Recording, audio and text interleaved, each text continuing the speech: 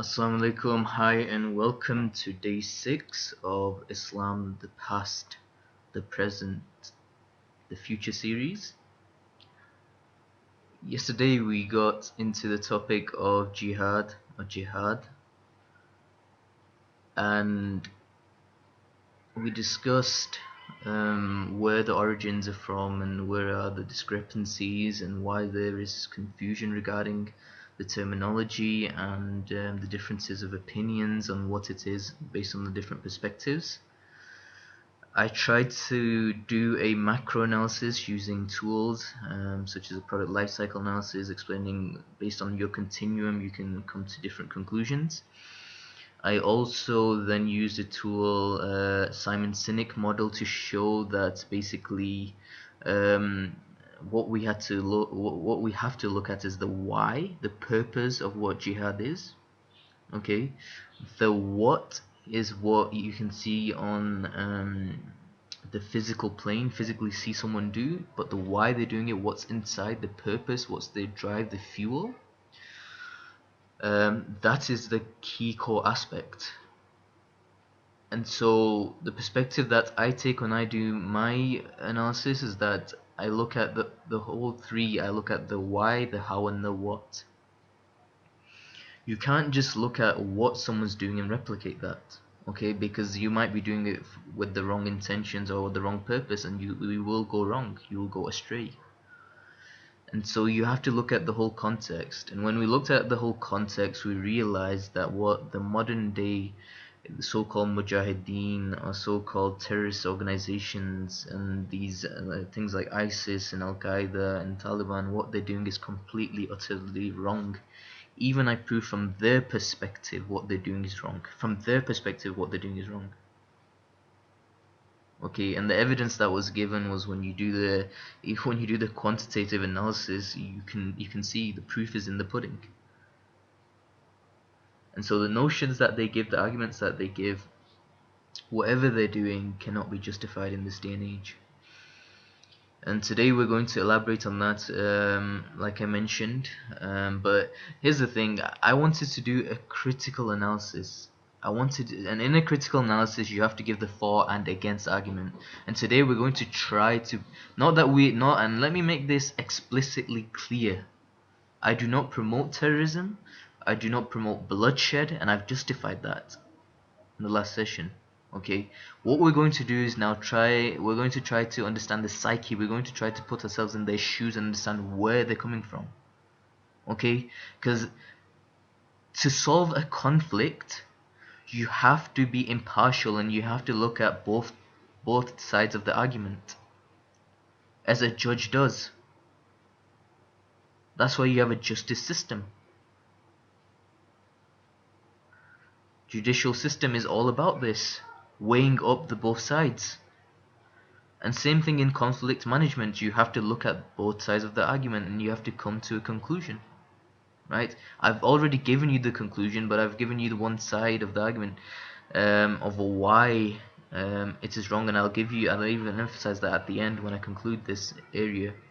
But let's look at what and why these ill emotions. What are the origins of these? So some things that I learned on my travels. So I traveled to various countries, and one of them was Morocco. Being someone from Pakistan, traveling to Morocco. So Morocco is a country that was colonized by the French. Okay, so on the diagram you see the period of colonization, colonialism, basically, where you had nations formed, state nations, and before that there were no such thing as boundaries and divides as such. Okay, so you didn't have nationalities, you didn't have nation states. And post-colonization, if you see Africa literally they've just drawn lines on the map. Okay, Egypt, they literally, someone just gone there, and the Brits, they've just gone there, drawn these lines on the map and divided these tribes, which are tribes and groups, into formalized nations. But the reality is they were people that would hang around together. And what I was to realize was that there was a pattern. That's something that they never taught us in history. This is a funny thing. I'm someone that went to grammar school. in the UK. And in history, in the curriculum, in the syllabus, they'll teach you the Battle of Hastings and how great Britain was, which is fair enough. But the thing is, they would only teach you, again, their continuum would be narrow to their purpose. Okay, they would never teach you what they did when they colonized. Okay, when they took over India and Pakistan. Okay, destroying the education systems. Okay, destroying the way of life, leaving behind a capitalistic system, democracy in a land whereby democracy does not work. Democracy as a whole is a flawed system, and this is where I disagree with Iqbal and I agree with Sheikh Imran Hussein. Democracy is not an is an acceptable Islamic alternative. It's not. Democracy does not work. There is more than enough evidence now, and I said my benchmark is the proof is in the pudding. The results speak louder than words. And we can see that. I saw it in the UK, democracy did not work. And UK is supposed to be the standard bearer, the flag bearer of democracy. Every 5 years a party has a term, or whatever years it is in whichever place it is. After a certain number of years, right, short term they have a term. The pattern is exactly the same. Okay, you'll have 2 or 3 main players. In UK you've got you've got Tories, you've got Labour, and then you've got this third outsider, Lib Dem, that's just there to rattle some noise, rattle some cages. In Pakistan you've got the same thing. You had the same thing. You had PPP, you had PMLN, and then now you've got PTI emerging. Okay, so 3. US, exact same pattern. Okay, Democrats, Republicans, and I think there's a third one. But the point is the pattern in democracy is exactly the same. And all it is these parties take turns. Okay, these parties are basically funded by corporations, and it's corporatocracy that has the final say. This was something that Professor Mike Bauman mentioned. I was at this energy summer school. Gordon Brown was once asked. He said, "Are you the most powerful person?" When Gordon Brown was Prime Minister in the UK, he said, "Are you?" He said, "Are you the most powerful person in UK?" And he mentioned no. He said, "There's a Brown even more influential than me," and that was referring to Lord Brown of BP, British Petroleum. So the Prime Minister of UK is saying there is a person even more influential than me, which is of a corporation, basically Brown of a corporation, Lord Brown. And so democracy, the point is, and what other evidence did I see when I was in the UK? 5 years Labour come, they have their own thing, they start implementing it. Then the next 5 years the Tory come, then so for example the education system, okay, Labour have their own, what is known as in Urdu you'd say Nazariya, their own philosophy mindset towards where to take the nation. Okay, in 5 years you cannot achieve it. You need a longer time. Okay, so they would be on the road to achieving that, and the economies are degrading as a function of time anyhow, because the banking system is fundamentally flawed, based on interest usually based, and people with time are impatient, so what they'll do is they jump on the other bandwagon, and you keep switching and swapping the parties when switching the parties and swapping is not the solution to the economic degradation. And then the Tories would come in and say, no, we need academy systems, we need to change the education system. And what you do is you keep covering the paper over the cracks under the disguise, the banner of democracy, as though that is the solution. And what happens is the time goes by and nothing really gets solved. Ask the people in the UK, are they satisfied? The answer will be no. Ask the people in Pakistan, are they satisfied? You go in any part of the globe, are they satisfied? Funnily enough, the only place where I went to and where not a single person spoke a bad word about the leader was Sultan Qaboos, Oman, which is not a democratic state.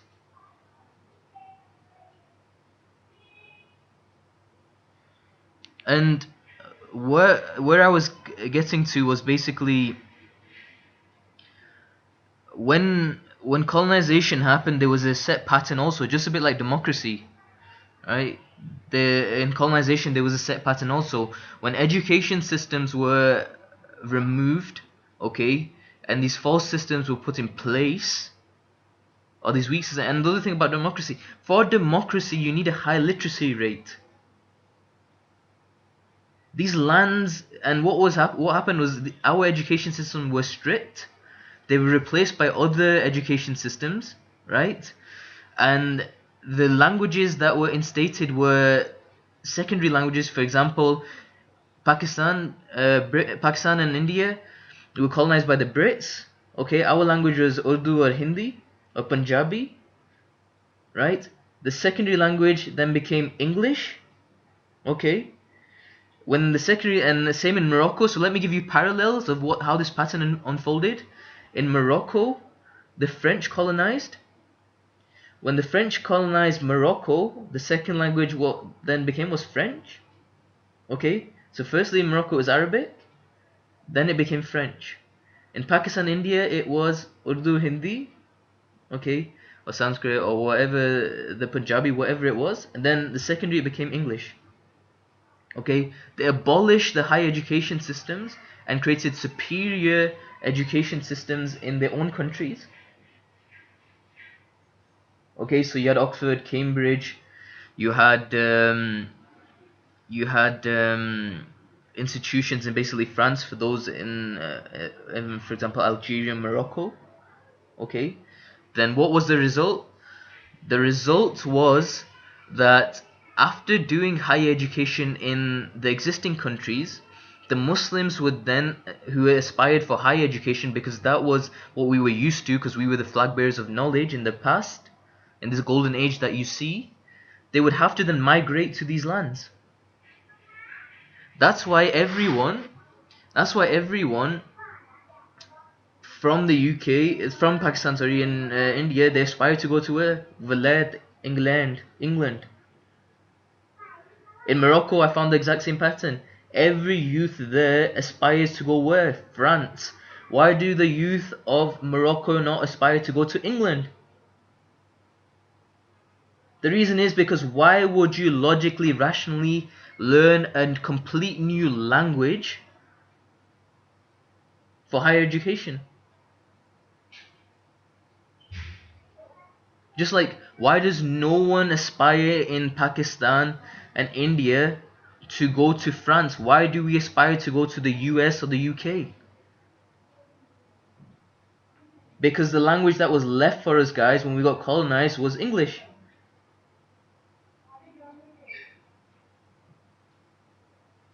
So this was well planned.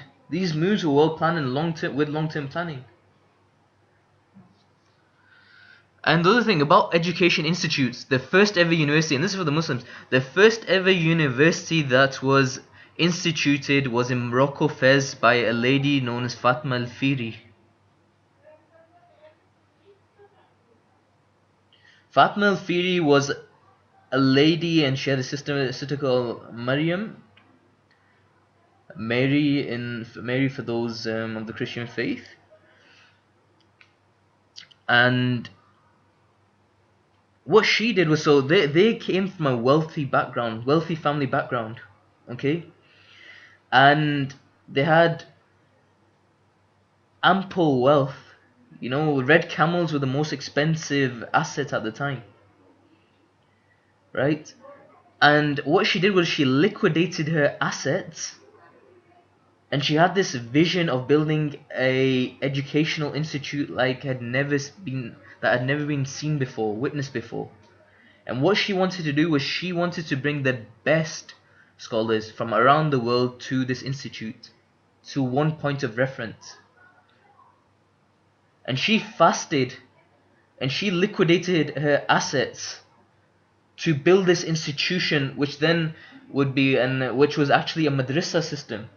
So I said, you're against madrasa system, but I'm telling you what the authentic madrasa systems were, and I'm telling you the history behind them, not this dirt that we see now. The best minds, intellects came to Morocco, Fez. The best minds. and she fasted every single day until this was materialized. So she took spiritual energy, she derived fuel from the spiritual realm until it manifested in the physical realm. She connected, she was a creation who connected with the creator. And she manifested something in 800, and you know what, let me get the exact dates. Let me get the exact dates because this is important. But the point is, it was much after. It was much after. So let me share this with you on these slides, because these things, neither are they taught, these subject matters. So the university was University of Qarayun. Al-Qarayun, based in Fez, Morocco, okay? It was founded in 859, okay? Al-Azhar University in Cairo was founded in 969, okay? The first ever European university was University of Bologna in Italy in 1088. Oxford, right? Oxford, which is seen as this amazing institution in the UK, was 1167. Okay, University of Cambridge, 1209. Harvard University, 1636. The University of Manchester, basically, it got created, well, it got merged, merger of two universities. The first was UMIST, which was 1824, and Victoria University of Manchester, which was 1851. Them two combined they were combined in 2004. But you see, we were head and shoulders, and we were not light years, but the point is we were well ahead. Okay? And why is this not taught? This is my question for those in the UK. Why is this part of history being abolished? Why are we not teaching this? Even in Islamic Republic of Pakistan, why is this not taught? Asad, were you taught this? Why not?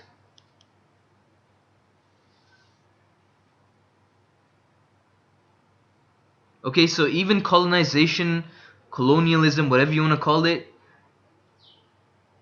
they are clear-cut patterns.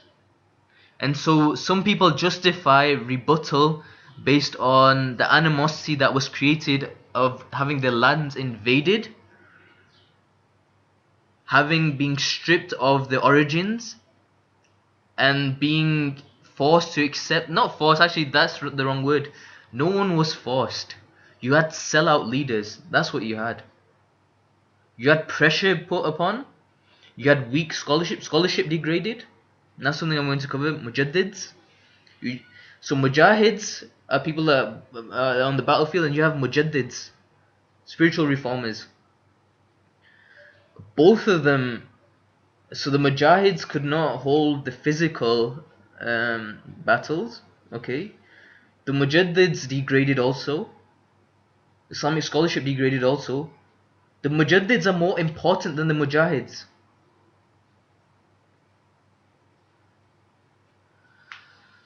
And so basically Iqbal, so someone like Iqbal, a mujaddid, someone who was a breath of fresh air, you know, someone who penetrated the knowledge of Islam, you know, someone who I consider to be mujaddid anyway. I know a lot of people disagree, but that's you know, everyone has a right to their own opinion.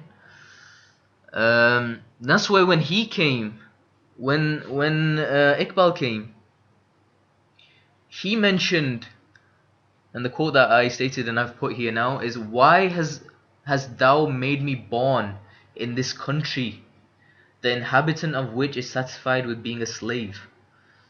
You know, Iqbal was born in 1871, and 1877, and he passed away in 1938. Okay, so almost of middle of the 20th century.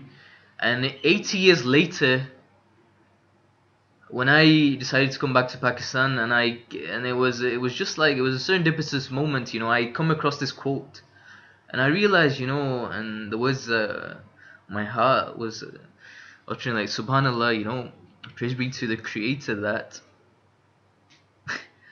This is exactly what was in my mind.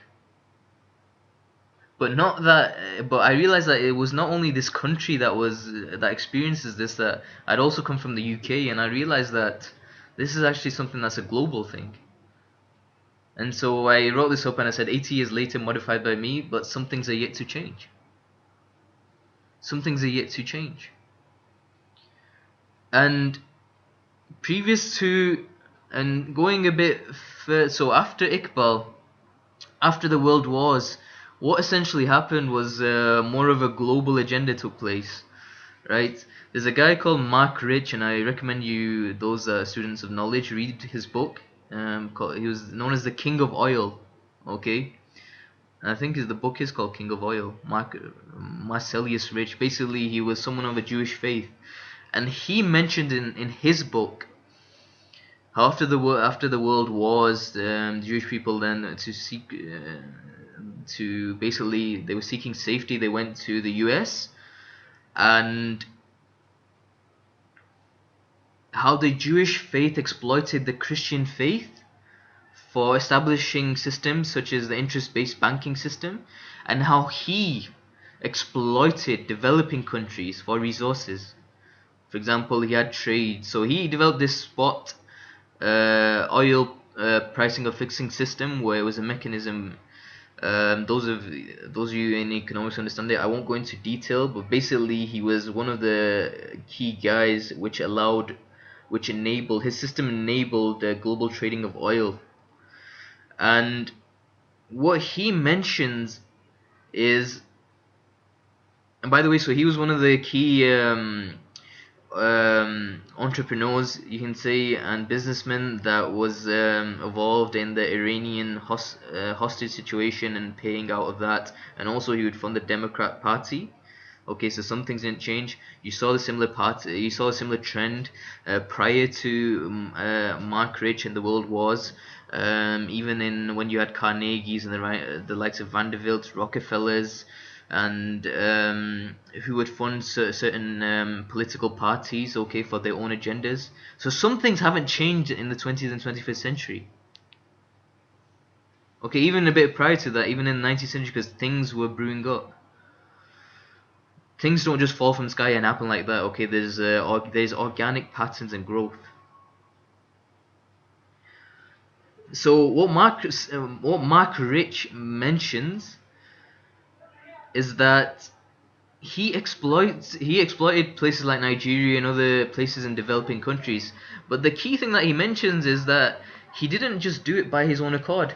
You know, there were always people there were always sellouts in those countries. You know, Urdu expression, asad tali ek haath se nahi bachti. It takes two to tango is the English expression. So tali ek haath se nahi bachti, basically you need two hands to clap. It takes two to tango, similar concepts. But the point is, there were always sellouts in the developing countries, as is today. Okay, they're always sellouts. So they sell their resources to developed countries on the cheap. If not on the cheap, what they do is they don't recycle the funds back into society. They keep the commission for themselves. We have this problem in Pakistan. They sell the Pakistani resources, keep a massive chunk for themselves, and very little goes into the actual society. But my point is this: who has given these people the rights? That is their resources. Let me make something clear now. Okay, Urdu is a sweet tongue, so I'm going to say things aggressively, right? But then I'm going to explain it in English, and the literacy rates in English are slightly higher, and so you'll understand the message much more easily in a softer manner. Okay, ये जो ज़मीन है, I'm going to say in Urdu first, sir. ये जो ज़मीन है, ये नवाज शरीफ उसके बाप की ज़मीन नहीं है. इंडिया की जो ज़मीन है वो मोदी या मोदी के बाप की ज़मीन नहीं है. ये जो सऊदी अरब है, ये MBS जो कहते हैं, मोहम्मद बिन सलमान, और उसके बाप की ज़मीन नहीं है. US जो है, ये ट्रंप और उसकी बाप की ज़मीन नहीं है. UK टीज़ा मे उसके बाप की ज़मीन नहीं है. रशिया पूटे न पूटेंगे बाप की ज़मीन नहीं है. चाइना जो है जी पिंग जी इट्स नॉट उसके बाप की ज़मीन नहीं है. सारी जो ज़मीन है अल्लाह की ज़मीनें हैं. आसमान अल्लाह के आसमान है. समुंदर अल्लाह के समुंदर हैं.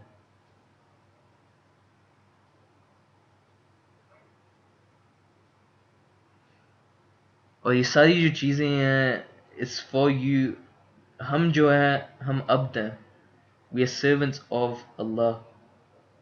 So as a leader, your job is to serve creation. If you have been given, if you've been blessed with a role, a responsibility um, of a leadership position, then your job is to serve creation. And in English, what I essentially mentioned, I mentioned these countries, major countries, and I mentioned the leaders of the major countries, and I basically said that they do not have ownership of the lands and resources, and the fathers and the forefathers didn't have ownership of the lands and resources. Okay, these are a trust. Your position of authority is a position of trust, and your job as a leader is to serve creation on behalf. The creator doesn't need to, but he's put you in a role of authority, and he's blessed you with that role for service. And that ability to serve others is a great form of blessing for you, because the creator could have chosen anybody instead of you to fulfill that role, but he chose you to do it. And so with great blessing comes great responsibility. With great responsibility will come great accountability. Only if people understood this equation that I hammer and I keep speaking about in the Academy of Champions, I've been talking about here. Let me tell you a bit of background where I got this from. Again, itikaf, spiritual retreat. A scholar came from Pakistan, okay? He shared a story with us. He said that there was a guy who was boasting. Well, they were sat on Dastar so basically they were sat on this table, and what happened was there was a man who kept boasting. He kept saying, "I have this house, I have that house, I have this house, and I have this car, and I have etc. I have this asset, I have that asset, I have this asset." And there was a scholar sitting next to him, and he was quietly. He was just eating away and listening, eating away. Kept silent, kept silent, kept silent. And after this man finished boasting, and he asked the scholar for his opinion. Either that, or the scholar got a bit angry, so to speak, or something. He got triggered.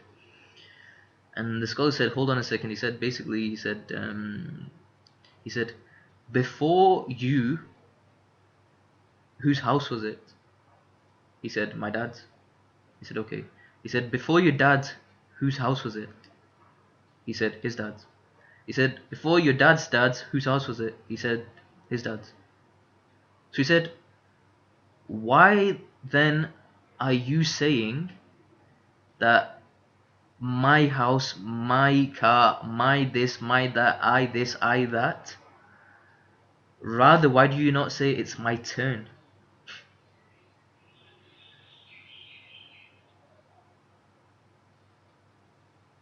And that's the reality.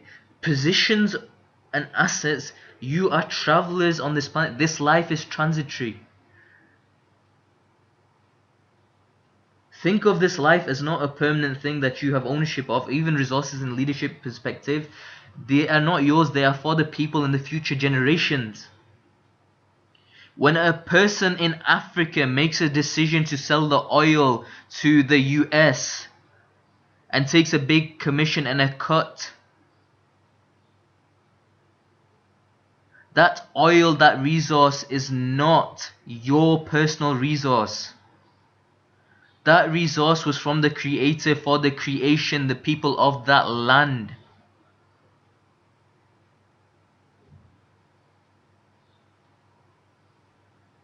And so it takes two to tango. Yes, we got colonized.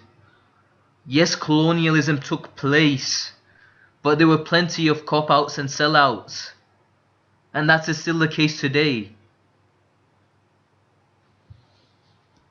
So don't be sour about, have sour grapes and say things like, oh, and justify attacking people and doing these terrorist attacks and suicide bombs, justifying things that, oh, they did this to us. No. Look what you did. And I'll tell you what you did nothing. That's what you did. You twiddle your thumbs and you just basically didn't know where to go. And now we will come on to, we'll move on. We'll come on to basically this notion of sectarianism. So even terrorism, this is the funny thing about terrorism. Terrorism, the greatest terrorists are the Muslims amongst Muslims. Right? One thing is you've got this terrorism happening, but look at within terrorism, right? You've got groups that are Muslims killing Muslims. First major division divide that we often hear about is Sunni versus Shia. According to the stats, this is probably predated, but I think it largely still stands. But Sunni are approximately 90%, Shia 10%. The overwhelming majority is Sunni, right? Why are we spending billions on weapons of mass destruction when it's not even an issue? You can't live in harmony amongst yourselves. How are you going to live in harmony amongst others? When I've given you this life cycle analysis of how much harmony there was. Interfaith harmony. Forget same religion harmony, if you want to call it that. There's harmony between Jews and Christians at the time of the Prophet and the Sahabas. And then even in the Golden Ages, and even in the empires. So after the Inconquista, they basically when Muslims lost Spain, Reconquista or Inconquista, whatever it's called, basically when after the Muslims lost Spain, after Granada was a stronghold for so many years, the Jewish people were being slaughtered alongside the Muslims. Who gave the Jewish people refuge? It was the Muslim lands. People in Morocco and the Ottoman empires gave the Jewish people refuge. Muslims were people of big hearts and big minds. What have we become today? What are you doing? Where are you going? That's the question that we need to ask. And so the other notion that this diagram that I want people to take away is that there's this notion that that Islam is for the Arabs. Islam is not for the Arabs. The evidence is plain, sailing. It's from the last sermon. Again, go back to day one. No Arab is superior than a non-Arab. No non-Arab is superior than an Arab. So how is superiority differentiated? Through taqwa, piety. This is what the Prophet mentioned. Okay? And so if the Arabs have this notion that they are God's chosen people, guess what? You're not. It's because the Prophet said so. Statistics show that.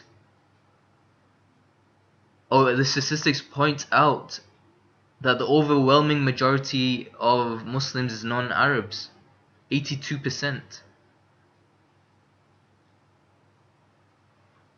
If the non-Arabs wanted to, they could oust the Arabs out of the Holy Lands. So don't have this thing about this superiority complex. Okay, you are blessed. Make your blessing a sense of greater responsibility. because you may have greater accountability, but don't let that be a means of some sort of superiority complex. Same goes for the non-Arabs. Just because you're non-Arabs, it doesn't mean that you have a lesser degree of responsibility. Because you've been blessed with this message, whilst so many haven't, you also have a duty, you have a responsibility, and you have a greater, because you can pass the message on even further, geographically. This the peaceful way, the sunnah, the actual methodology, the way of life. So we're all in this together, you know. There is no Allah is not unjust. And again, this is a rapidly evolving way of life. And so whatever people plan, you know, again it's written وَيَمْكُرُونَ وَيَمْكُرُ اللَّهُ وَاللَّهُ خَيْرُ الْمَاكِرِينَ, that they plan, Allah plans, and Allah is the best of planners. And the other thing, last thing from here, is that you'll see the Muslim population distribution. A lot of Muslims, I think the majority of the Muslims are in Indonesia, right? And in India and these areas, you know. And if you look at the population distribution, the actual Muslims in the Arabian Peninsula are tiny. And so Islam isn't for the Arabs. That's a misconception. So what is this Islamic way? Where are these terrorists and terrorist organizations, or these kids? Actually, I'm going to talk about kids. You know, brain. Ibn Rushd, and there's a quote that I need to get for tomorrow. So Ibn Rushd mentioned the formula for violence, right? And he actually mentioned, basically, it starts off with ignorance, right? All violence starts off with ignorance. And these naive kids, like I mentioned, conflicts and confusion arises when expectation does not meet perception. And what we're taught as Muslim youth are the following: basically, no alcohol, gambling, and pork. We're taught, okay, interest-free banking and lending, monetary system based on intrinsic value, organic farm food, basically doing things in a pure manner, affordable housing, simple early marriages, meritocracy, proactive education systems, free and fair markets, modest appearance and dressing. And the reality is, although we program with these things, when we then grow up, we do not perceive these things. And guess what? Expectation does not match perception, causes confusion. It causes confusion in the mind. And what happens? People perceive what is known, what they classify then as evil. What something that would be what you would classify as evil. So the Prophet mentioned, whosoever of you sees an evil, let him change it with his hand. And if he is not able to do so, then let him change it with his tongue. And if he is not able to do so, then with his heart. That is the weakest of faith. So then these kids don't see, expectation does not match perception, confusion arises. They come across this narration, they feel helpless and hopeless and despondent. Their minds aren't able to comprehend and fathom solutions to the problems. And they say, okay, I need to illustrate or demonstrate my faith to the Creator, so let me take matters into my own hands. What's the best way to take matters into my own hands? Is let's go fight on the battlefield. Like the Prophet and like the companions did. Because the definition of jihad that they know and that they have been taught is what? The physical one. The what.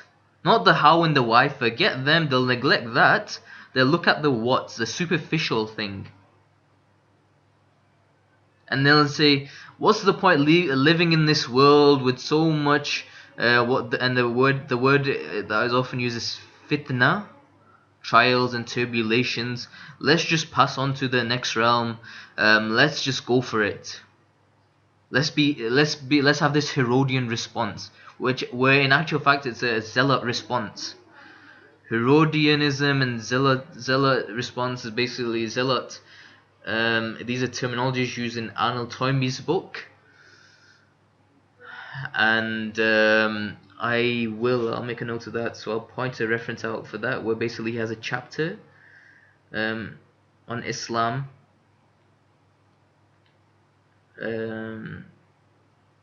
Arnold Toynbee, where he mentions essentially Islam and the West, a clash of civilizations.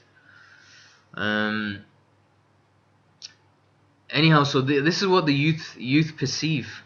But here's the thing for the youth. From everything that I've transferred to you, knowledge, I've mentioned to you, start with the end in mind. What is the end in mind? Paradise. Those of you that are scientists listening to me, do your macro analysis first. That is the correct methodology to solving problems. Medics, scientists, you are not taught problem solving skills. My engineering friends, you are taught them, use them, teach them. Entrepreneurs, you are blessed with macro analysis. Teach it, use it. For deen. You will not go wrong. The Prophet, peace and blessings be upon him, said, no one's deeds will ever admit him to paradise. And the funny thing is, I mentioned, well, he mentioned, because I am just transferring what he mentioned, you know, that focus on good deeds. Because that is what will be left with you when you're in the grave. Starts with the end in mind. Grave, day of judgment. Again, you'll be questioned on your life, the time, how did you spend it, your wealth, your health, your body. Right? Not even, so the companion said, not even you, O Messenger? And he said, no, not even me, unless Allah showers me with His mercy. So try to be near to perfection. Amazing. I wish people understood this. I mentioned this, but people have not understood this. And you know, I'm blessed that an amazing person shared this with me recently. Because you know what this concept is in this narration? This is the concept that Toyota used to manufacture their cars. This is the Japanese concept of Kaizen. All those with big MBAs, the Prophet is mentioning Kaizen. What is Kaizen? The concept of continuous improvement. You strive for perfection, knowing that you cannot achieve perfection, but on that way to perfection, you'll continuously improve. I.e., set your benchmarks high. Set your ambitions high. Do not be low performers. Be high performers. Why have I created the Academy of Champions? To produce high-performing personalities. Whose sunnah is this? Whose way is this? This is the sunnah of the Messenger. And of the Anbiya, of the Prophets. They were all high-performing personality. Most of them were high-performing shepherds. Hard-working shepherds. They worked for their bread. They did not cut corners. They did not look for the easiest way out. 9 to 5, what a load of rubbish. Retirement, what a load of rubbish. These are not Islamic concepts. We are rhythmic beings.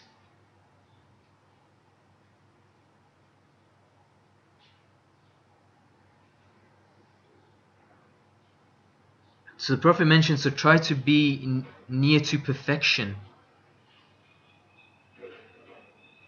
And no one should wish for death. And so these guys, the youth that are becoming despondent and then wanting to go to Syria, wanting to go to wherever these places were, these war zones, it's quite explicit. This is the coward's way out. Okay? This is the coward's way out. Going into his war zones and dying. And let me share another incident from the Seerah, so the biography of the Prophet.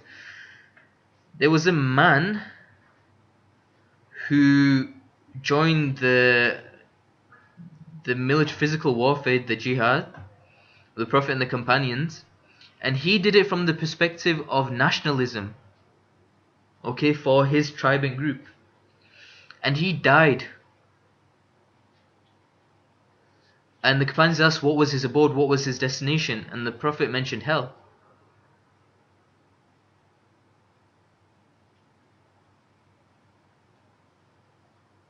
So if your hows and whys aren't right, and even the what isn't right, guess what your destination is going to be?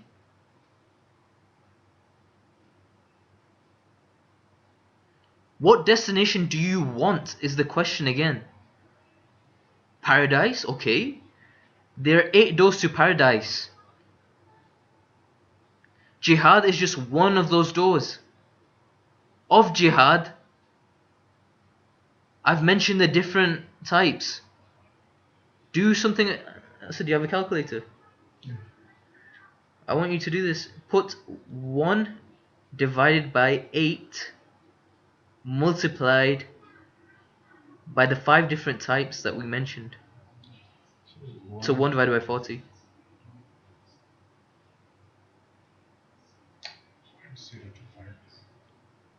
And then multiply that by 100. 2.5. So there's a 2.5% chance. Whereas there is a 97.5% chance of you focusing on other things and getting Jannah, getting your destination goal. Use a bit of common sense. And even that 2.5 is not 2.5. I'll even break that down.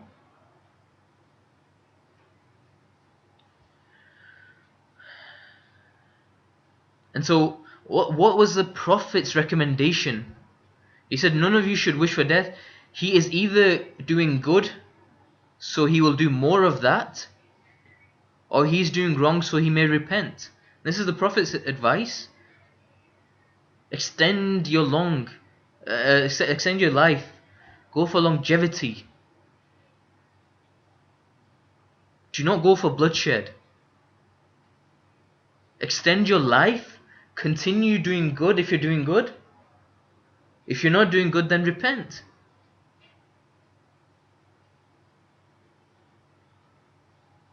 And this is a Muslim as well. And for those that are, more learned than myself, this is muttafaqun alayh.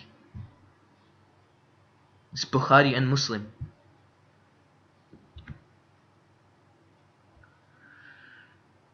But again, let me then break down that 2.5%. The terrorist mindset. They're probably saying to me, yes, Adil, we're listening, but here's the thing. We're being marginalized. There's a global agenda against Muslims and Islam. Okay? Our expectations aren't matching perception, like I've explained. Okay? There's discrimination. I noticed this. Although I didn't felt it, I was blessed with so much talent that here's the thing, in the West they promote your merit. I achieved things based on my own talents. I was blessed to have people and be with people that took me for who and what I was. But having said that, there is discrimination towards people with beards. There is, right? It's not seen as professional. Why is it not seen as professional? Because that's what's not seen in the corporate world. Well, let me give you a bit of history about beards. And you know what, David Cameron, I touched on democracy and England being flag bearer of democracy. What a load of rubbish. David Cameron said that the Muslims need to integrate culturally with the British. What is British culture? The Brits need to first define what British culture is. If we're talking about the British culture prior to the World Wars, then the thing is that's more of Islamic culture than we see in Islamic countries today. The women would cover their heads, men would have beards. At that time, if you didn't have a beard, you were regarded a bit feminine.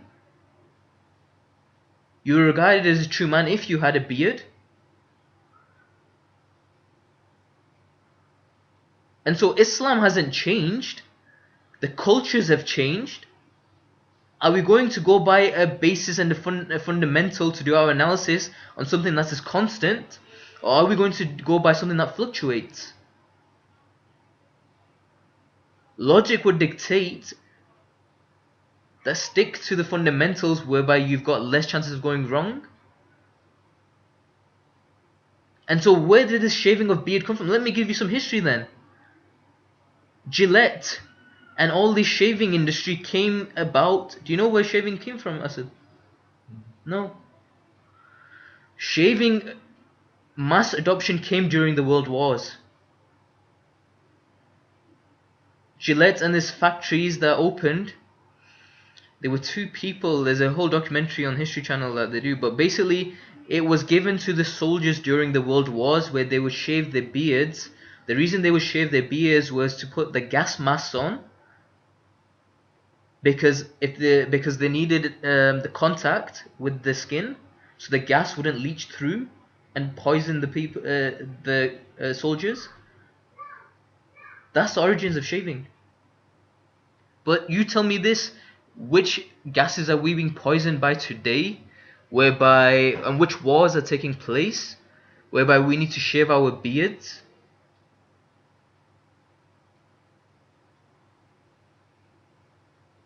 I was forced to shave my beard at Grammar. This was the funny thing. When I was there, and the funny thing is, then I revisited Grammar School recently, and now the teachers have beards. How time changes. Amazing, isn't it? Time can change. Cultures can change. The way of life will remain. The natural way of life will remain. That's a set continuum. That's a function of time. And time is a constant. And that's why the Creator takes an oath on that phenomenon time.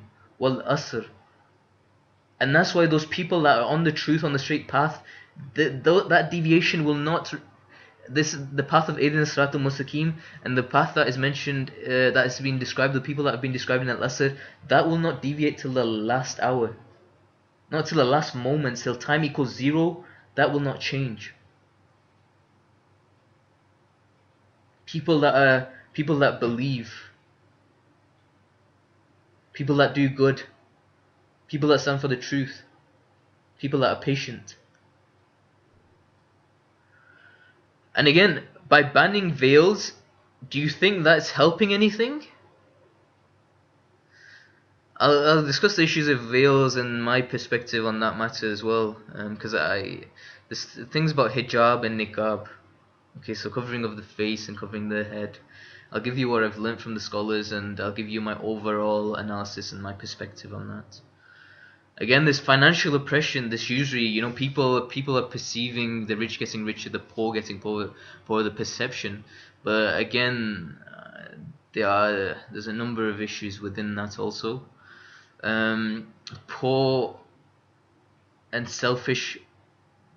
So basically, poor not poor as in materialistic poor, but poor as in rubbish leadership, right? And selfish leaders, right? And so these things, and I made a massive list. So I remember going into this area. So when I reflected on this area, here's the thing: I made a list of issues that lead to a terrorist becoming a terrorist. Well, these are issues that I could think of. I've not sat down with one, and I've not basically had the chance to do some sort of primary research. This is what I, on my reflection, as a someone growing up and from various things that I sort of could fathom, I could think of what leads them to adopt that path, even though there is a 2.5% chance, right? So anyway, conflicts arise when values and beliefs clash. Okay, so what they want to see a a world with no riba. So they want to see a world without interest, because the Prophet and the Creator have waged war against interest, riba. That's from Quran, as far as I recall. I may be wrong. So they want all the monetary system to be interest free. Okay, because the Prophet said, "Do not take it." And for those that take it, these you will be off your minds in the spiritual realm and the hereafter. You will be literally psychotic. They want to see everyone, and the other thing that they're seeing is these people that run to terrorist organizations. They're seeing everyone running after money. They're seeing a materialistic, selfish world. Okay, the belief that they have is basically there must be more to life than just money, wife, and kids.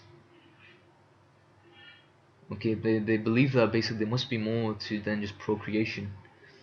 Um, they don't see jihad happening. They see your average person just happy working for a company or being a professional, and they don't see being prepared. So one of the narrations that the Prophet mentioned is that at the end times, people will you'll have something like rust in your heart, and people will no longer fear you.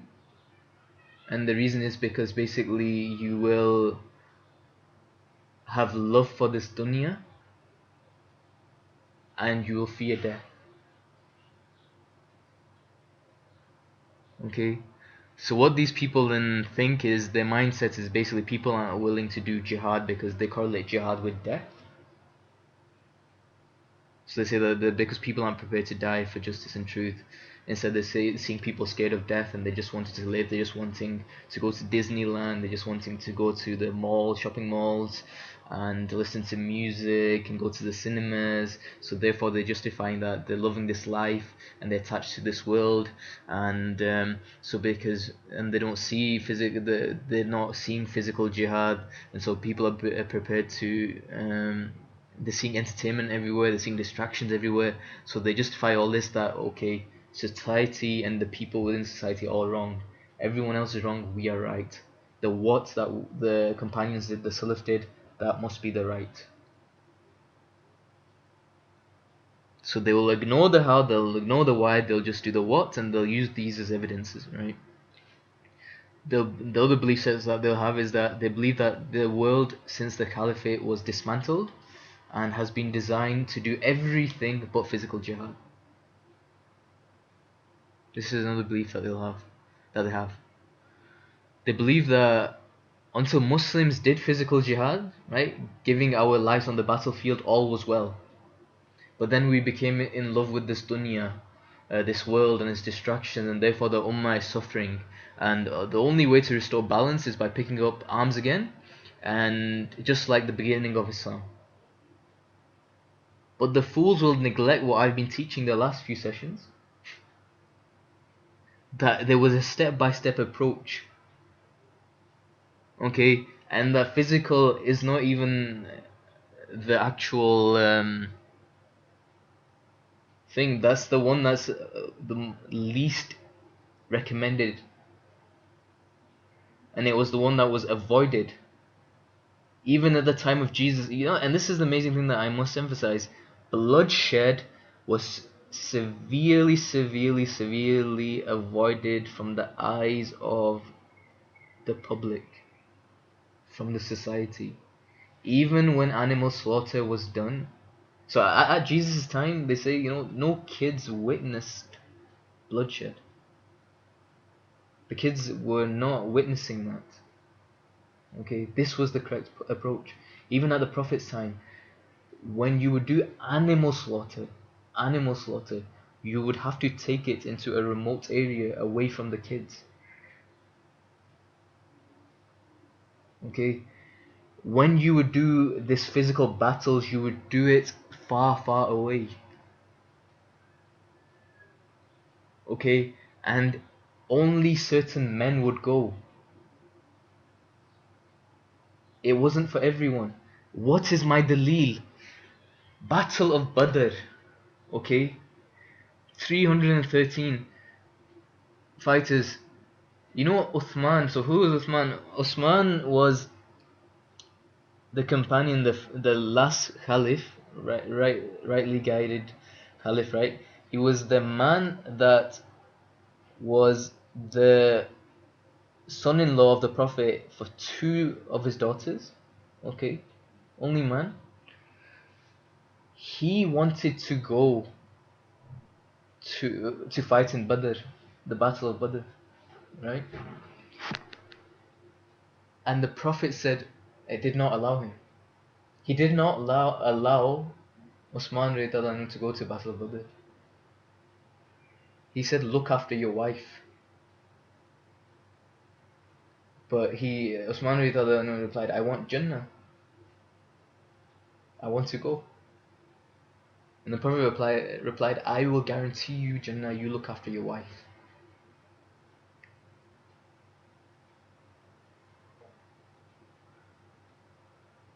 Right?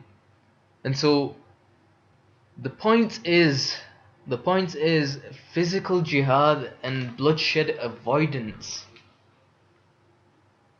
This was the whole core. The destination was Jannah.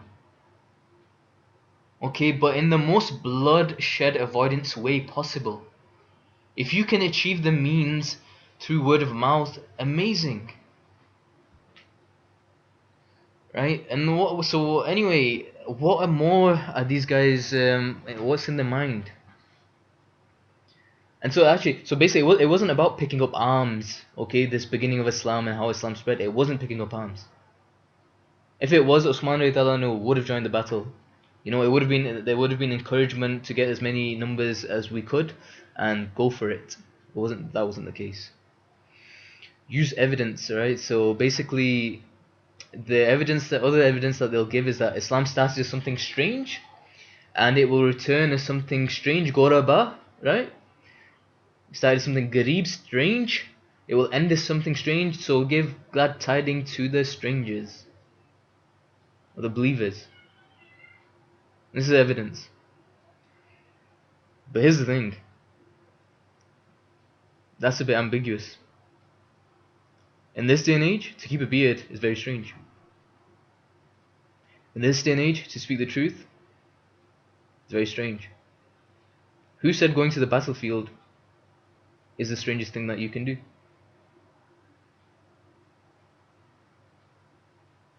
Opening a banking system devoid of riba is extremely more stranger. And who said bloodshed is strange?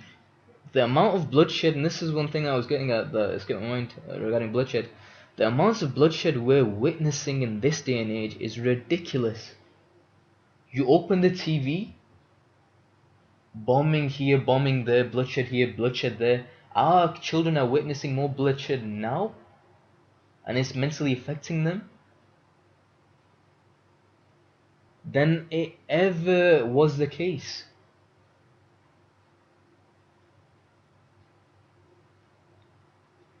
And so we need to start questioning our society. The other evidence that terrorist mindset people use is You will become weak. You will love life and fear death. I've mentioned that one. Fear of Muslims should be in the heart of the kuffar. So kuffar, kafir. I'll come to that. Enemies won't fear you. Okay. Use evidence such as the walls will speak and stones will speak. There's a Jew under him. Kill him. You'll follow the Jews and Christians even though they go down the lizard's hole. Here's the thing. This is something worth reflecting on, actually. This is something worth reflecting on.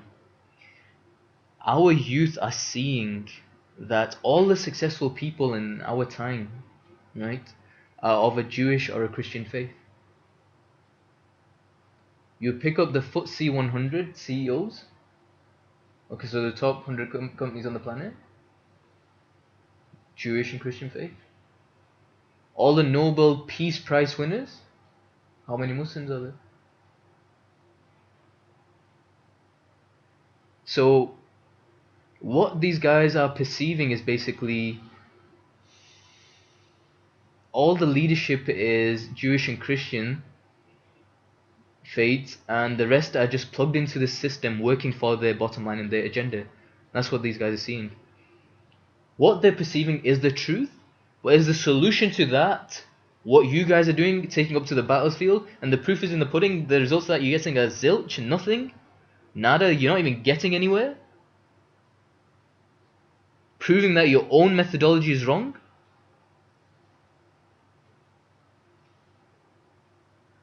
They feel that there is a conspiracy against Islam.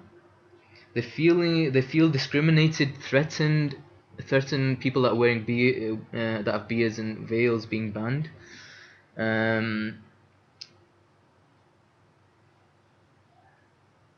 They have this notion that so there's this thing about Islam will be revived every 100 years, which I'll get onto, which is the concept of Mujadeed. And they believe that the revival has all been by fighting, and I'll debunk that. Don't believe They don't believe that anything can be from nothing, so they believe that, and they'll give evidence such as Saladin, with when he fought Richard the Lionheart. Basically, it was military battle, physical warfare, and that led to the revival. And basically, they believe that they believe in the concepts of this Mehdi coming back, and he'll be also a physical thing. But here's the thing: they believe that they will be the instigators. But here's a funny thing: historically, revival of Abdul Rahman I in Al Andalus was also fighting, but there was no. So at the time of Saladin, there was this thing about Shia Sunni Fatimid, and he basically overcame that, and then he went on to the rest. But the bottom line is, you had previous revivals that had nothing to do with Shia Sunni. And at that time there was also massive unrest and there were civil wars. So the evidence is that you can get something from nothing. So the point is, you do not have to keep fighting amongst each other and Muslims killing Muslims. There is a way to unity. They see corrupt sellout leaders, I've mentioned that. They don't see Sharia law anywhere implemented properly. Again, Sharia law is Sharia law. You need to understand Sharia law. The bottom line is, Sharia law cannot be implemented by any Dick, Dom and Harry. Okay. Sharia law needs people of that caliber to implement that. What is my evidence? What is my dalil? Again, I am pretty certain this was from my time in Itikaf, where someone went. So at the time of the Prophet ﷺ, right, Hazrat Umar brought his son to divorce his wife. Okay, and the Prophet ﷺ said to Abdullah ibn Umar, he said, if your father is telling you to divorce your wife, then divorce her. Okay. Much later on, I don't know who exactly this was and which age and time period this case is from, but a man comes to a scholar and he takes his son and he says to the scholar, I want you to tell my son to divorce his wife, because the Prophet told because of the incident. So because the Prophet told Umar radiallahu anhu's son to divorce his wife, right? And the man and the scholar's response was this.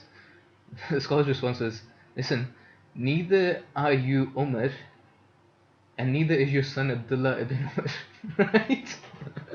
So the point is that Sharia law needs people of Sharia law caliber to implement it,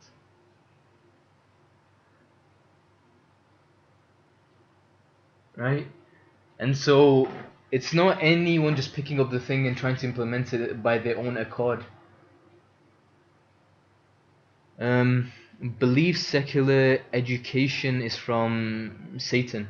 This is the other thing that they have to distract man from the purpose, and they're seeing this LGBT movement, which is against natural disposition. They're seeing man trying to change the nature of man. These genetic projects, changing genomes. Believe that all technology is from Satan. This is the other thing that these guys get programmed their minds with these false beliefs. Believe all religions other than Islam are from Satan. So they believe that all followers other than Muslims, um, people who proclaim the Shahada and only observe Sharia law in the Caliphate, other than these, basically everyone's kaffir. So everyone is a disbeliever or an apostate. So someone that's left Islam. Right, and so they're destined for hell, so it doesn't matter. So you can kill them. Right, so this is the benchmark for justifying why they can kill Muslims, justifying why they can kill non-Muslims, right? So they believe that only they are on the truth. They believe that everyone else is false. Okay, they believe that by forcing people to say Shahada and observing Sharia law in the caliphate, they are making the Creator Allah happy and saving people from the hellfire, and then the people are going to thank them when they make it to paradise. But guess what? There is no compulsion in deen. La ikraha fi deen. You can't force a soul into accepting Islam. Islam of a forced person is not accepted in the eyes of the Creator. You can't force this way of life on people, and that's from the Quran. Regarding Sharia, like I mentioned, I think yesterday, the Sahabas would say that if the ruling of alcohol was to come first, they would never have implemented it. Sharia comes after Iman, after Shahada and Tawheed.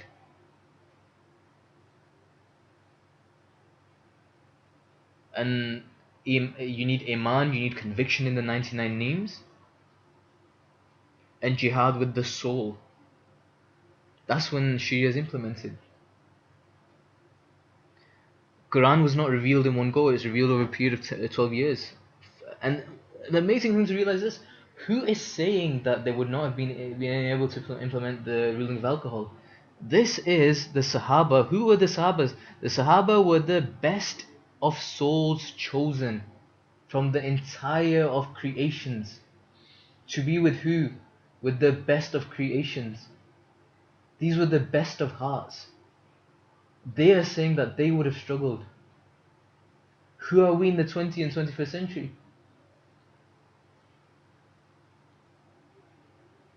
And so, the other thing that these guys with the terrorist mindsets they do is they say they aspire to be unique. They want to be unique, right? This is the bottom line, right? They want to be unique and stand out. We must be different. They must be different because they see that everyone's getting a 9 to 5 job, everyone's earning the bread, putting food on the table for their families, procreating. Why? How are we different to the rest? What makes a Muslim a Muslim? If we're the people of the truth, what makes us a Muslim? We're just doing what the rest are doing. So what's the difference? And so they have this black and white thinking where it's Islam versus the rest, Muslims versus kuffar, kaffir, and Jannah is only made for them. The other thing that they're perceiving is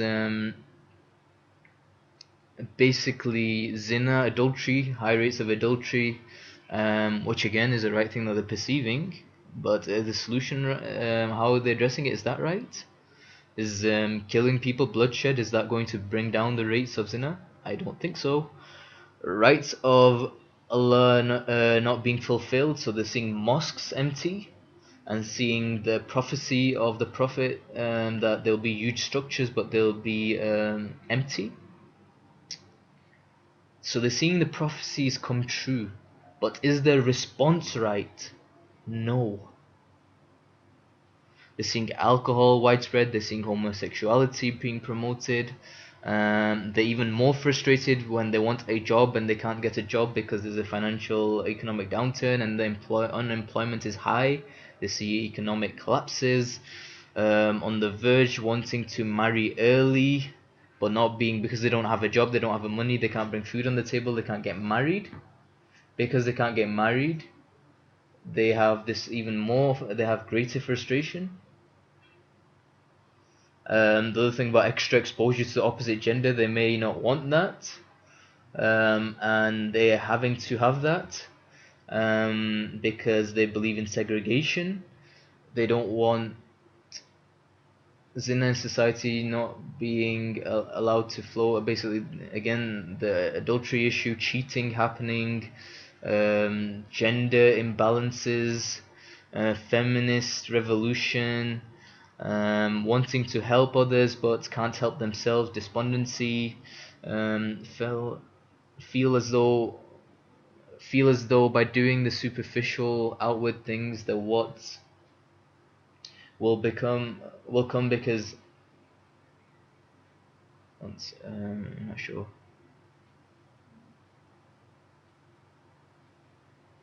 Okay, so basically, by doing what the creator wants is superficial, um, because uh, because they don't know what the intention is. So basically, they're wanting to see results and they're wanting to see them rapidly, right?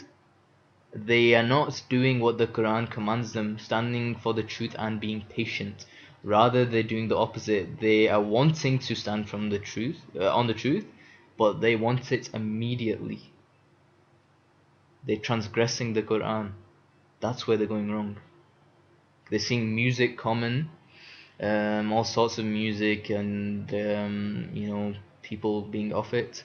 Women not covered, no hijab, feel that they have to feel that they live in a society with corrupted souls, values, principles, and beliefs. Existing society refuses, they're too weak to fight, and so they feel the need to flee from society and fight from the outside. Okay. They feel that because there's so much fitna inside society, they need to flee and then fight from the outside, bring the change in. Okay, again, that's a coward's response. Evidence, dalil, that even if there's a plague, the Prophet ﷺ said, remain in it. Okay, other dalil, the Prophet ﷺ said that mix with people even though they may cause harm to you. What harm is that? Not physical harm, spiritual harm.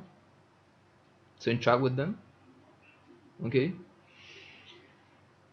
and the key thing is you to work on yourself, not society. You work on yourself, and I've mentioned this time and time again. Quran, La yughayyiru ma biqawmin hatta yughayyiru ma bi anfusihim. Become the change you wish to see. They become despondent, they lose patience of dawah, and they take up physical jihad, which they justify. Okay, the regrets, and they feel they have regrets, and mostly these people have regrets. What I've realized is these people that go into this terrorism business are people that have regrets in their lives. Okay, and they feel that they have a point to prove to the creator. Okay, I basically either they've not been praying or they've compromised on deen early on in their life, and they want to make amends. They want to make up for the shortcomings, and they believe that the best way to make up for shortcomings is to run onto the battlefield, do physical jihad. They have a point to prove, and they believe that this is the best way. And they have they believe that this is even the best way, because they're even a better way, because they prove a point by leaving all the loved ones. Therefore, they prove the love of Allah and love of the Messenger over everything else. Therefore, they are the true believers.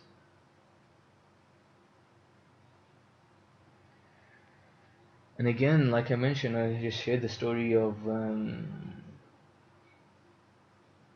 Osman radiallahu anhu.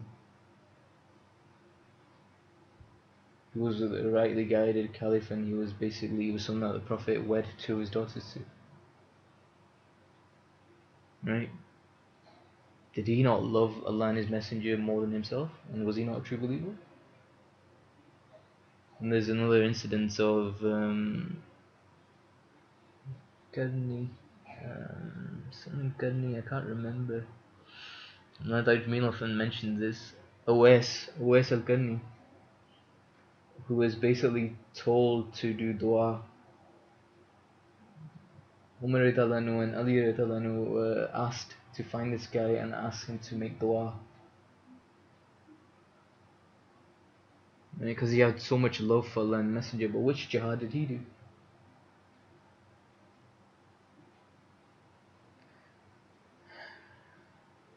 And so what we need to do is we need to understand these points of views, okay? But here's the thing. The youth that are going down these tracks, what I want you to realize is that do not become if you have understood anything I've said, don't go down that route. Why? Aspire to be a Mujadeed. What is a Mujadeed? Allah will raise for this community at the end of every 100 years the one who will renovate its religion for it.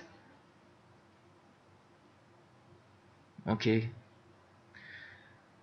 So Mujaddidis are basically prominent Islamic scholars of the time. Again, they're not Mujahids, they're not on the battlefield. These guys are much more elevated than Mujahids. Although they are pious rulers, remember what we said. On the Day of Judgment, the first person that was mentioned in the list was a just ruler under the throne of Allah.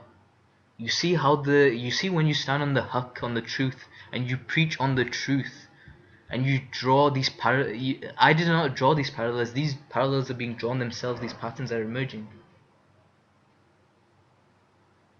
What you seek is seeking you.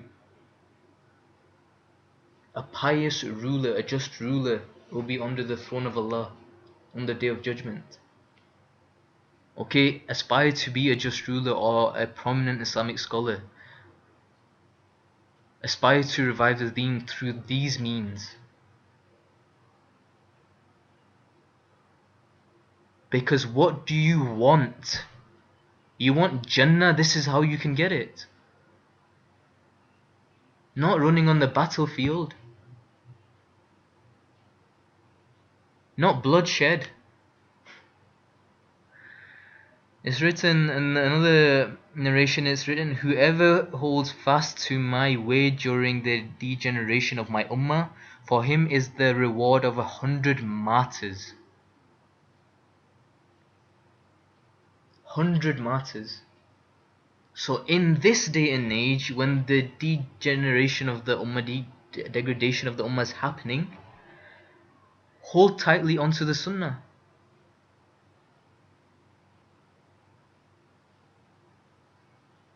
You want martyrdom, right? What do you want from the battlefield? Why are people running to the battlefield? For martyrdom, isn't it? What is the ultimate aim and objective? What are the end goals and destination? End goal of destination of a guy who wants to run to the battlefield is what? Jannah and martyrdom. Martyrdom, therefore you get Jannah. Okay, the Prophet said this. Hold on to my way during the time of degeneration of my ummah.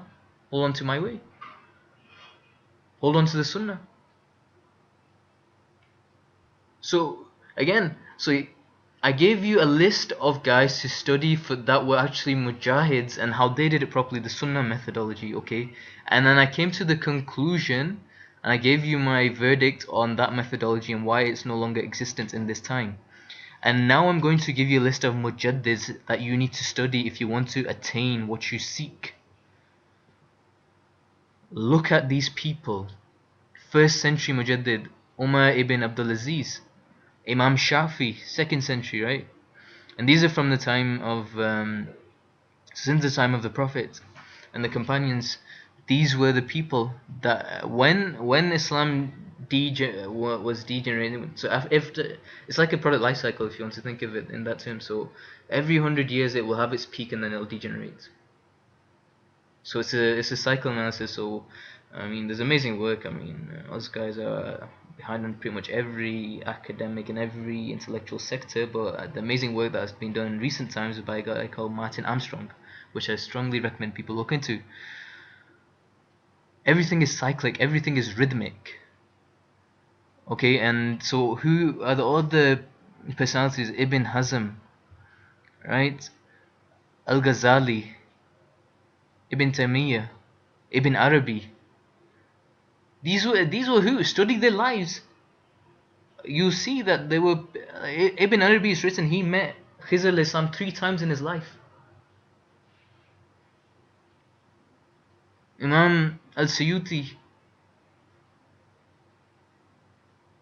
And so study their lives, look at what they did, look at what you need to do, become dynamic problem solvers, bring creation closer to facilitate creation's connection to the creator.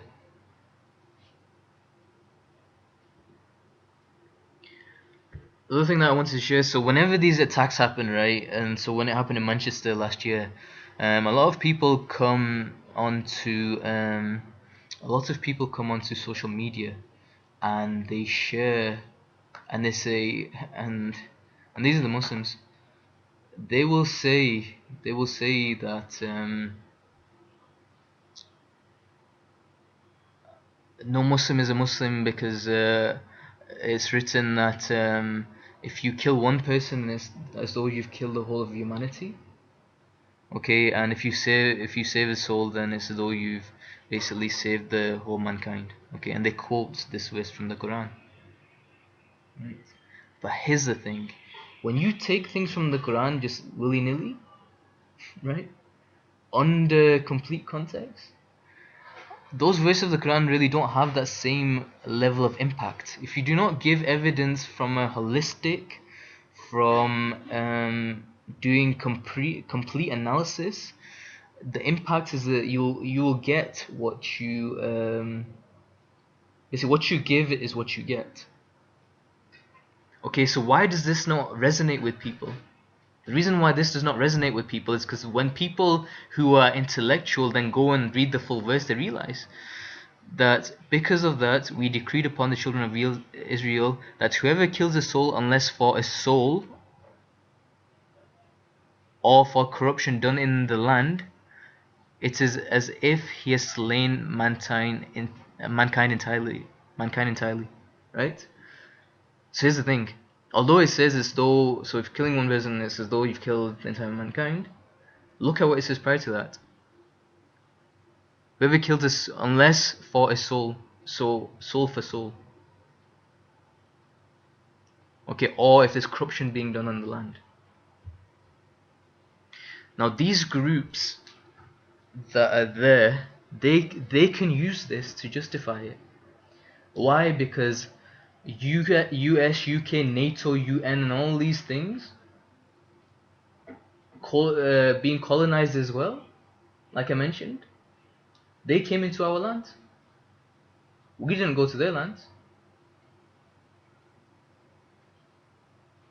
Again, this is more to get into the terrorist mindset, how they're justifying it, and how this is not tackling this verse is not tackling the problem. Do you understand where the conflict is? No. Okay, because it's saying, and these guys are dropping bombs on their people, civilians as well. Because when you drop a bomb, and this is why I'm against physical jihad, in this day and age, it's a pacifist approach at this moment given in time. Because a bomb does not differentiate. A bomb leads to mass bloodshed. A bloodbath.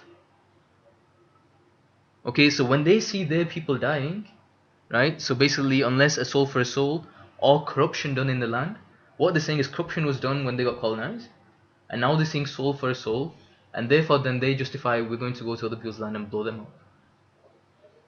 Okay, then the Muslims in the other lands, in Darul Harb, say no, because they're on the paycheck, they want food on the table, etc. They'll take a softer stance. They will say basically you can't use it because it says in the Quran that if you kill one person innocent, then slowly you've killed humanity. But you see, from the Quran, the two things, the Muslims are contradicting the Muslims. And the bottom line is they're both wrong. And they're both right. Because, first thing first, US, UK, NATO, get the hell out of Muslim lands. They do not have any right to be there. There's enough problems in US, UK, and NATO countries. They have their own problems. Solve your own problems. Get your own house in order first before trying to solve our problems. And the Muslims in Darul Harb that have this soft stance, go and challenge and champion the causes of your brothers and sisters. Get your Darul Harb countries to get out of Darul Islam countries.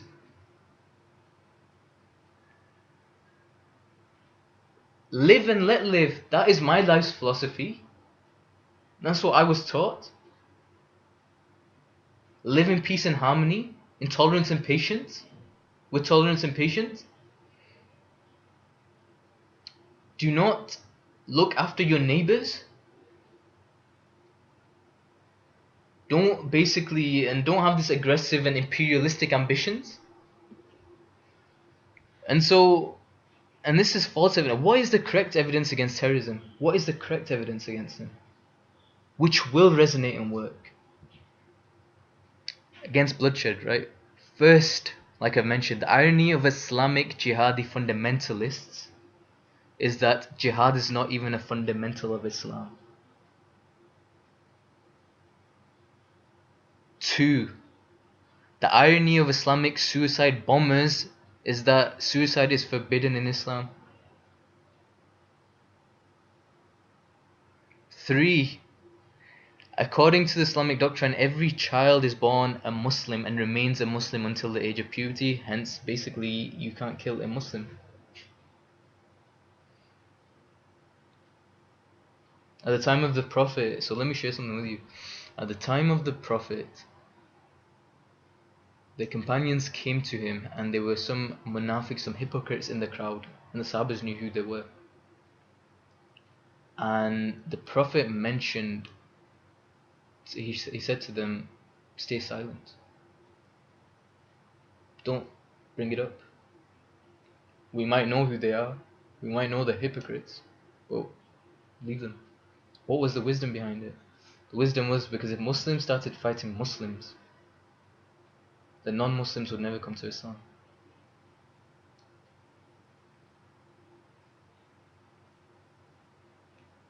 What have we done?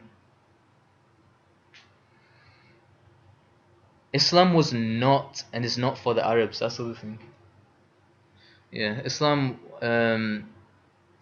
is not and was not for the Arabs. Indeed, there's no superiority for an Arab over a non-Arab, non-Arab over nor a non-Arab over an Arab, nor a white over a black. So again, the point of today was this. The point was there's no nationalism in Islam, there's no capitalism, there's no communism, there's no imperialism, there's no racism, there is nothing. And the last thing I shared this with you yesterday, the incident of Khalid bin Walid, basically where he had gone and shed blood of a person, and how that infuriated the Prophet. So these are the correct methodologies, and moreover, what is the correct response? So kaffir, kuffar, you hear this everywhere. Kill the kaffir, kuffar, this, that. Okay, what is the kaffir, kuffar, and what's the correct response? Okay, a kaffir is essentially a disbeliever, someone who rejects the message. Okay, so what's the response? This is the correct response. Firstly, there is no compulsion in deen. This is why in Medina, this is why in Palestine, this is why even in Muslim Spain, this is why in the empires, people of other faiths lived in harmony. Because the Muslims knew that in the verse of the Quran, La ikraha fi din, there is no compulsion in this way of life. You choose it, great. You don't choose it, up to you. Second, Surat al-Kafirun, it's a very passive stance. Okay, and I'll explain these two. Active stance, so when does the active stance happen? Active stance happens is only applicable in defense when you're attacked. So it's written, even a person defending his house from attack and his family, a person who's killed protecting his house and his family from attack is a martyr. He's a shaheed also. What jihad is he doing? It's a defensive stance. And that's why when I mentioned yesterday that people should be in shape, they should be ready. Okay? You shouldn't be this way. Just because there's no active jihad, it doesn't mean active jihad in the sense of a battlefield jihad. It doesn't mean that you just sit down now in front of the TV every day for 9 hours playing video games. Right? Because when it comes to protecting families, children, anything that you see out there in society that is wrong, and you can physically address those things, right? You can do any good actions physically, you should do them. If you can pick up some elderly ladies, shopping bags, amazing. And so another thing is if you're provoked in your land. And this is interesting because these organizations that have evolved are being provoked. But what's the problem? What's the problem although they're being provoked in their land? So I'm not justifying the provocation because I've made my stance clear that these external forces need to get the hell out of the land. But the thing is, you can only exhibit strength with iman based on what you have. What you have to realize is we have no weapons industry. Okay? We do not need a weapons industry because these are geared towards bloodshed. So then what's our role? What's our response then? If we're attacked in our land, so if you're in Syria, if you're in Egypt, or wherever you were. The thing is, our response needs to be geared to the fundamentals, spreading the truth, peace, message, using other tools and techniques that we do have that do not promote bloodshed, which is technology. Because remember one thing, never, never, never lose sight of your end in mind. Okay, your own destination. Okay, never lose sight of the fundamentals. Never let your emotions get the better of you, as was the case in Ali radiallahu anhu's situation where he's about to chop someone's neck off. Look at where you're going. Look at what you're doing and why you're doing it and how you're doing it. As Muslims, our job is to promote our stance and get the message across in the most peaceful manner. That doesn't mean that we just sit on our laurels and we do nothing and we just let people attack us and all this. No, Muslims, and this is why the Prophet prophesied that you will become like the dirt or the foam of the sea, because you will love this life and you will fear death. And what did that mean? People are too afraid. People are too afraid, and this is where the last quote on this slide comes in. When the Prophet was asked, what is the best type of jihad? When the Prophet was asked, he answered, speaking the truth before a tyrannical ruler. No one has the bottle to go to Theresa May. Everyone's too happy going and eating the Nando burgers or McDonald's or KFCs. No one's coming up with responses to the banking system. No one's challenging the oil and gas mafias. No one's questioning the pharmaceutical industries. No one's there speaking out on the rights of the Palestinians. You know, there was this protest for Iraq when it was invaded. For Palestine, I think there was slightly in the UK. What happened afterwards? Afterwards, everyone just got deflated.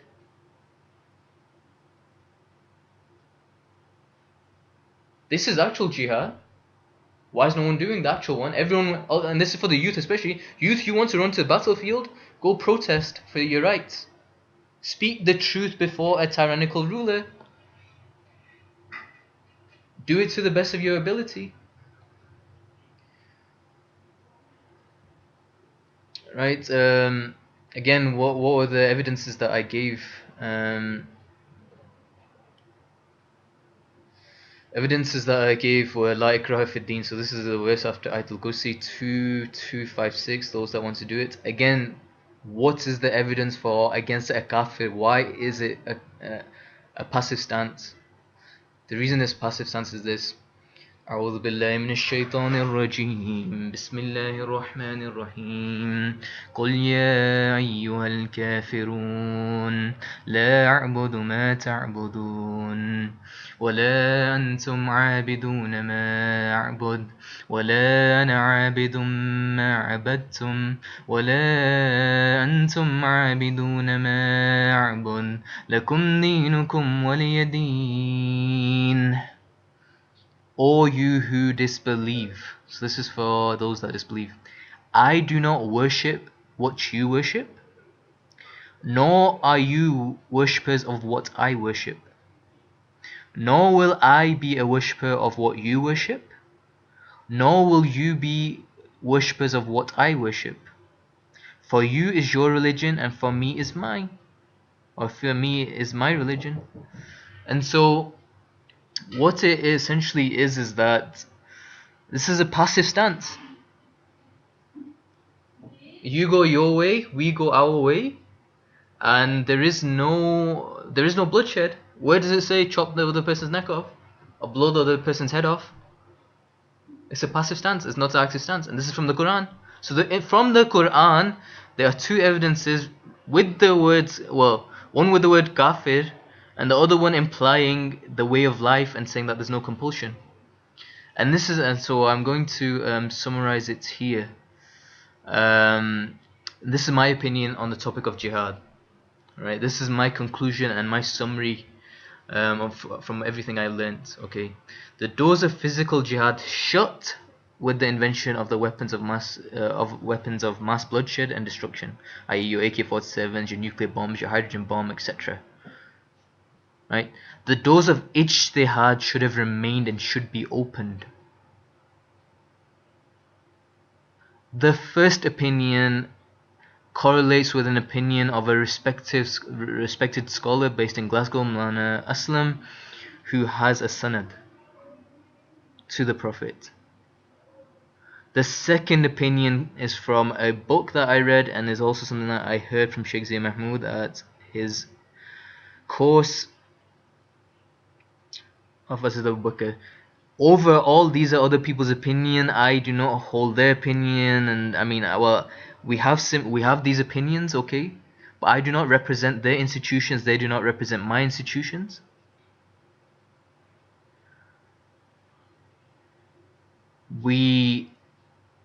Overall, this is the conclusion that I've come up with, and it's your job to study. It's your job to form your own opinions.